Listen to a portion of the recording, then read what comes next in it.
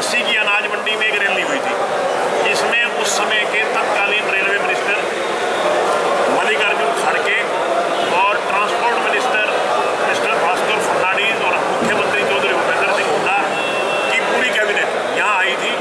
और जब मैं विधायक था और CPS था, उस समय उसमें फाउंडेशन रखी गई थी 4 लेन की रोहतक से हिसार और रेल लाइन की झांसी से रोहतक।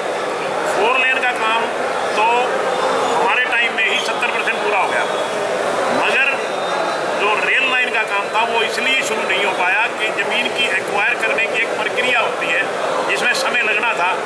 उस समय में हमारी सरकार चली गई और BJP की सरकार आ गई, मगर BJP की सरकार की शुरू से ही नीयत खराब थी, उन्होंने इसको ठंडे बस्ते में डाल दिया। और आज इस बात को 4 साल हो गए, जहां हम छोड़ के गए थे वो वहीं की वहीं रखी है, उससे आगे एक कदम भी नहीं बढ़ाया। तो इसका हम पूरे हल्कावासी, ना केवल झांसी हल्का के लोग, पूरे हिसार जिला के लोग, मैं समझता हूँ इससे महम को भी बड़ा फायदा होना था। सब में इस बात का रोष है कि सरकार की जो नीयत है वो ठीक नहीं है, जबकि हरियाणा सरकार ने हमारे समय में भी पैसा भी जमा करा दिया ज़मीन का, और उसके बाद फाउंडेशन रखी गई, बजट में मंजूर हो गई, मगर आज तक उस पर कोई काम नहीं हुआ। इसका हम विरोध प्रदर्शन करने जा रहे हैं और 29 तारीख को श्री दीपेंद्र सिंह हुड्डा मेंबर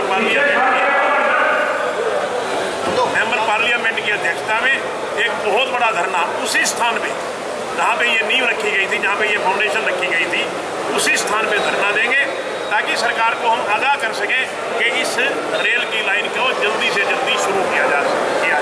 मगर इसकी पूरी तरह से भारतीय जनता पार्टी दुर्दशा की जिम्मेवार है, क्योंकि सरकार आज उनकी है और इसके लिए भारतीय जनता पार्टी की जिम्मेवारी बनती है कि वो सुचारू रूप से हर काम को चलाएं, और विधायक की जिम्मेवारी बनती है कि वो इसकी आवाज़ को बराबर उठाएं।